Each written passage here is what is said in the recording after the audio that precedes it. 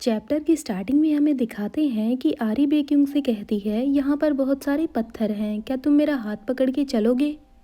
फिर बेक्यूंग आरी का हाथ पकड़ लेता है और वहीं आरी सोच रही होती है, अब मैं बेक्यूंग के बारे में और ज़्यादा जानना चाहती हूँ।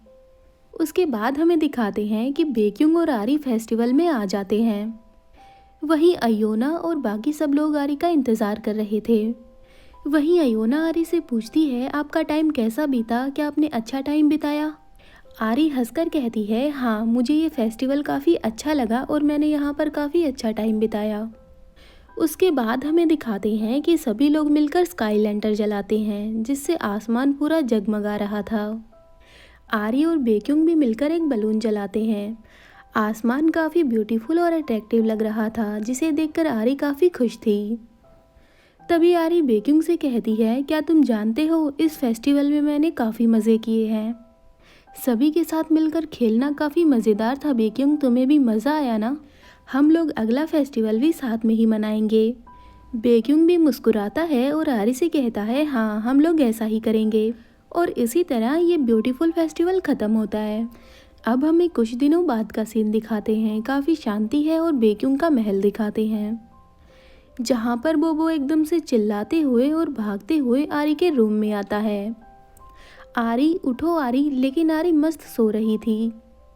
बोबो आरी के ऊपर छलांगे लगाने लगता है और बार बार उसका नाम लेता है ताकि वो उठ जाए। लेकिन आरी जवाब देती है, तुम जो भी हो यहाँ से चले जाओ, मैं बस सोना चाहती हूँ। बोबो फिर से कहता है, आरी मैंने तुमसे कहा कि तुम उठ जाओ, चलो उठो।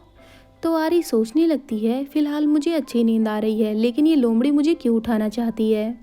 आरी नहीं उठती तो बोबो उसके ऊपर चक्कर लगाने लगता है और बोलता है, तुम हमेशा क्यों सोती रहती हो, उठो उठो उठ जाओ। इतना कहकर बोबो आरी के कंबल में ही घुस जाता है और वहाँ पर चिल्लाने लगता है कि उठो।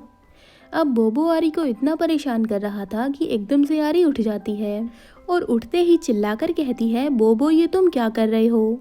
बोबो अभी भी चिल्ला रहा था और बोल रहा था, आरी डमी आरी। आरी बोलती है, ये तुम क्या बोल रहे हो, तुम बहुत अजीब हो। बोबो कहता है, मैंने तो कुछ नहीं किया, मैं तो बस, क्या मैंने गलती से तुम्हारे कान खींच लिए आरी। ये बात सुनकर आरी थोड़ा शॉक्ड होती है और कहती है, क्या मेरे ईयर्स।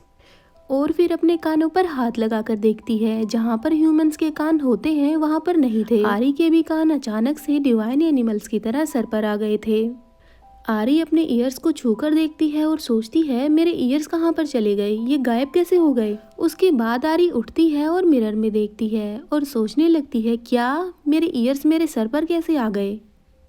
इसी के साथ ये चैप्टर यहीं पे ख़त्म होता है। Hope you like this video. Bye bye.